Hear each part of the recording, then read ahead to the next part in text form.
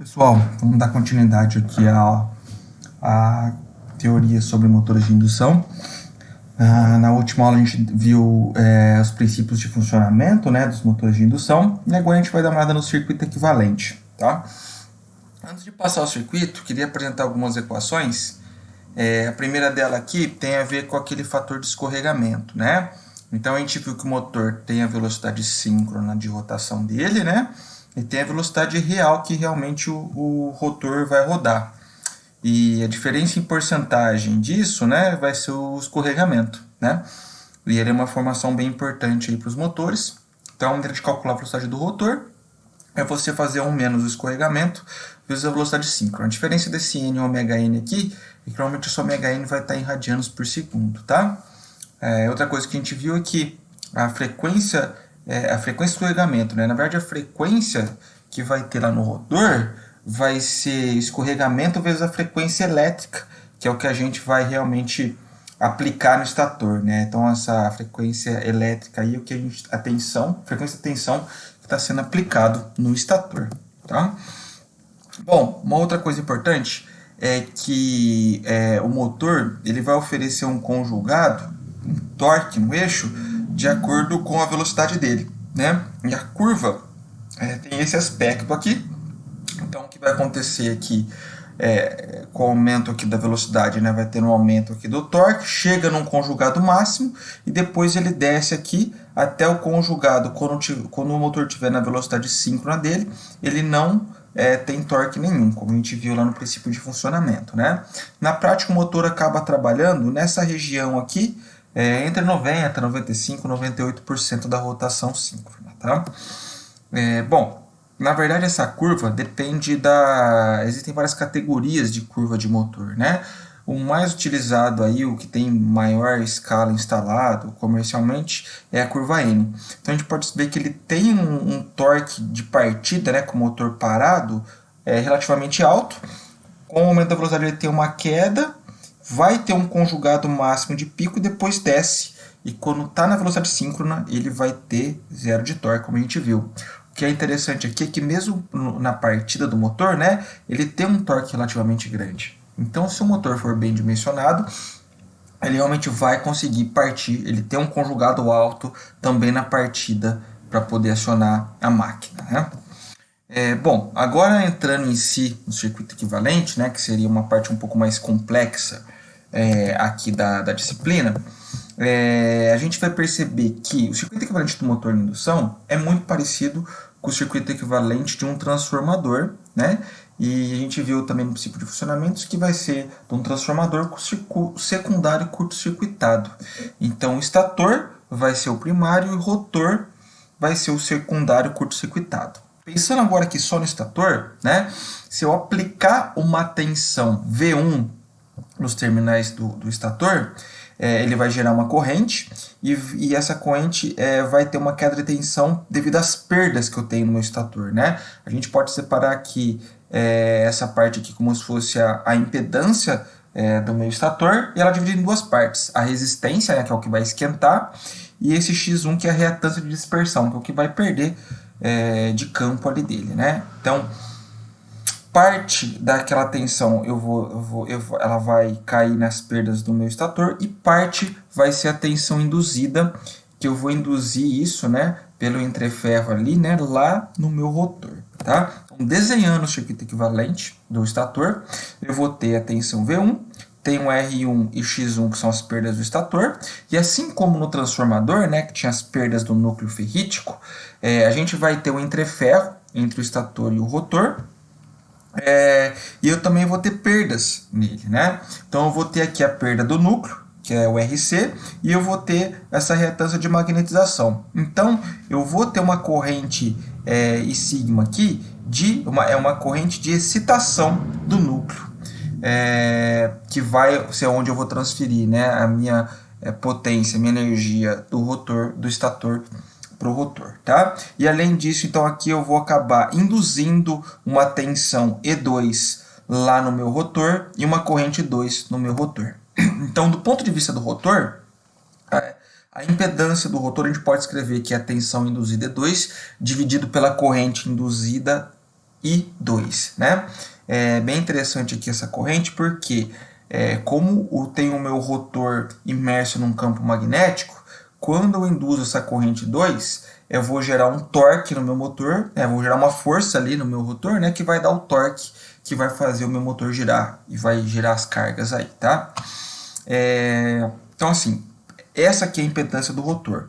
Agora, como a gente fez no transformador, né, para escrever essa impedância do rotor do ponto de vista do estator, a gente pode usar aquela relação, né? Então, a impedância Z2 aqui, do ponto de vista do estator, vai ser o E sobre I do rotor, a tensão induzida no rotor e a corrente do rotor, vezes a relação de espiras do rotor e estator ao quadrado, como a gente fez lá no transformador, né?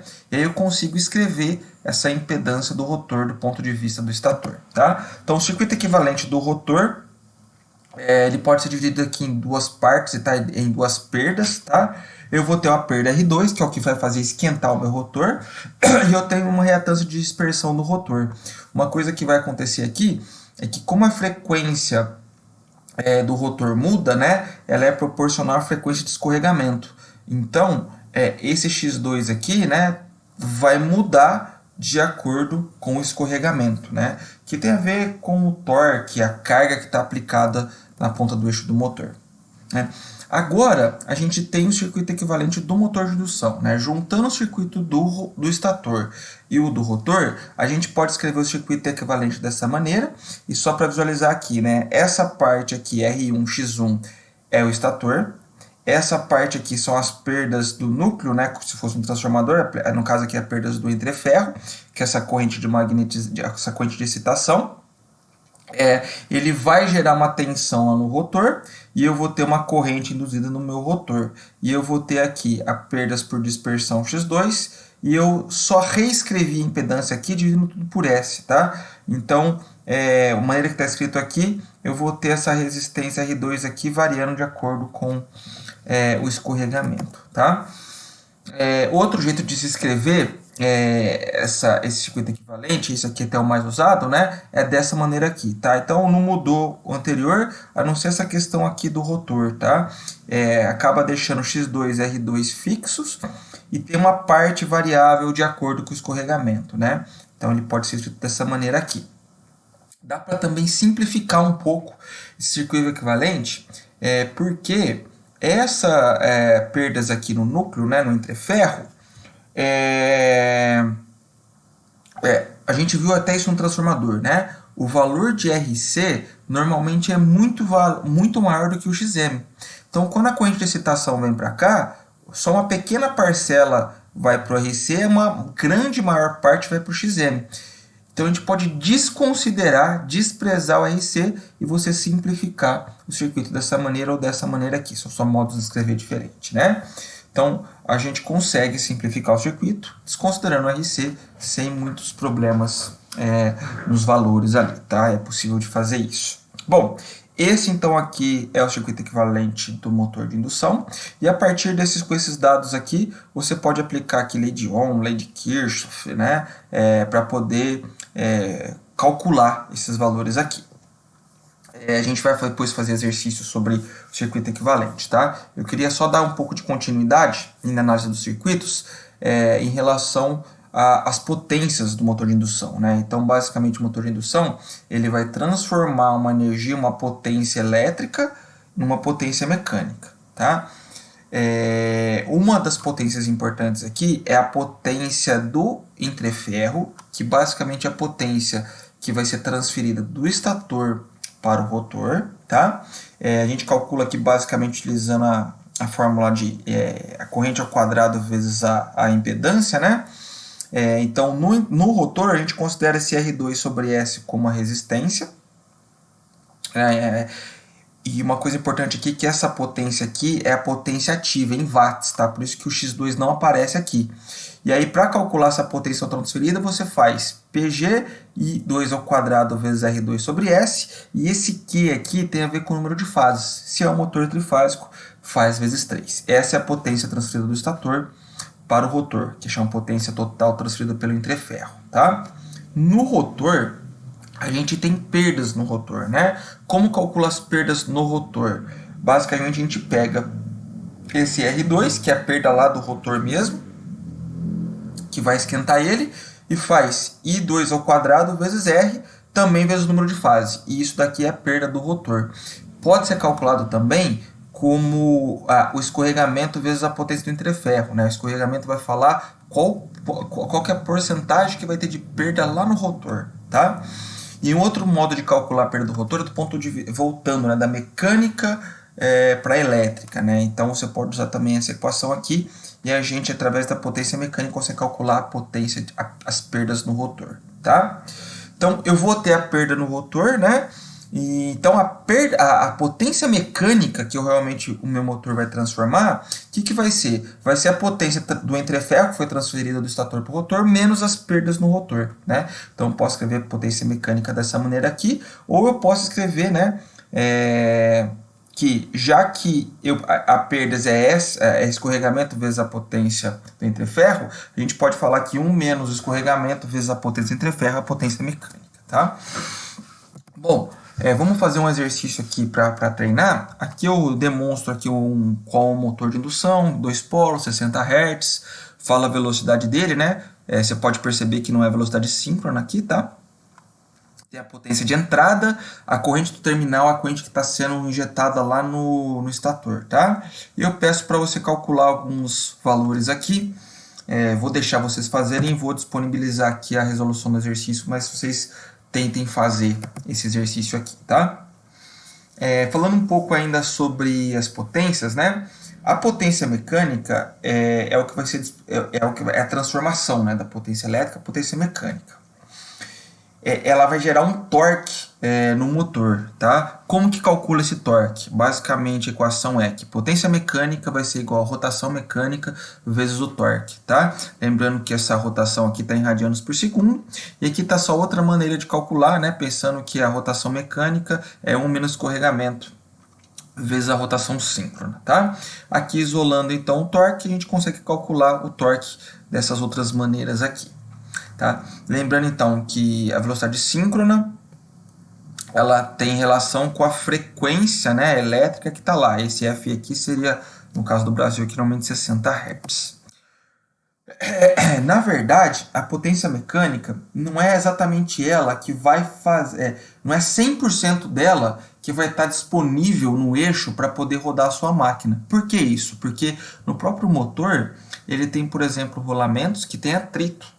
Então eu vou perder um pouco dessa energia, um pouco dessa potência para poder rodar esse atrito que tem no rolamento do motor, né?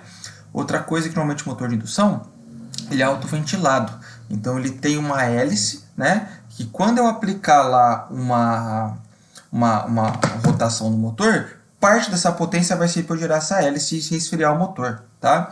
E a gente chama essas perdas de perdas rotacionais aqui, né? Então a potência do eixo, que é o que realmente vai estar disponível para rodar a minha máquina, vai ser a potência mecânica menos as perdas rotacionais. Cuidado para não confundir aqui.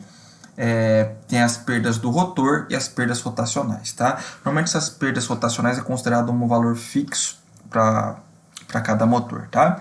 E aí eu consigo calcular então o torque realmente disponível no meu eixo, que é a potência do eixo dividido pela rotação mecânica dele, certo? Para poder deixar mais claro essa questão das potências, né? Eu fiz esse desenho aqui. Então o que acontece aqui no meu motor de indução, ele tem uma potência elétrica de entrada e vai disponibilizar uma potência mecânica de saída no eixo do motor, tá? Então a potência de entrada, parte eu vou perder no estator com R1, né, que vai esquentar lá o meu estator, e a maior parte eu vou conseguir transferir do estator para o rotor, que é a potência do entreferro, tá? Essa potência que foi transferida para o rotor, parte dela eu vou ter as perdas do rotor, né, que é o R2 lá, ele vai esquentar o rotor, e parte eu vou conseguir transformar realmente em potência mecânica, né? Só que essa potência mecânica não é 100% dela que eu vou poder gerar a minha máquina, a minha carga, né? Eu vou ter uma parte de perdas rotacionais e o que sobrou é realmente a potência mecânica é a potência mecânica disponível no eixo do motor, né? Que a gente vai falar que é a potência do eixo. Então essa aqui é a relação entre potência de entrada e a potência do eixo, e a partir daqui a gente pode calcular a eficiência, né? A potência de saída dividido pela 1 menos a potência de saída dividido pela potência de entrada, tá? Bom, vamos fazer mais esse exercício aqui. Esse exercício tem a ver com o circuito equivalente do motor. Então aqui eu defino um motor trifásico, eu passo os valores aqui das impedâncias e das reatâncias do motor e peço para vocês calcularem algumas coisas, né? Para calcular velocidade, conjugado, potência de saída, corrente do estator e assim por diante, tá? Então peço que vocês desenvolvam esse exercício aqui. Vou deixar disponível aqui a resolução do exercício. E basicamente esse circuito equivalente é isso. Façam os exercícios e se tiver dúvida a gente pode conversar lá no momento 5.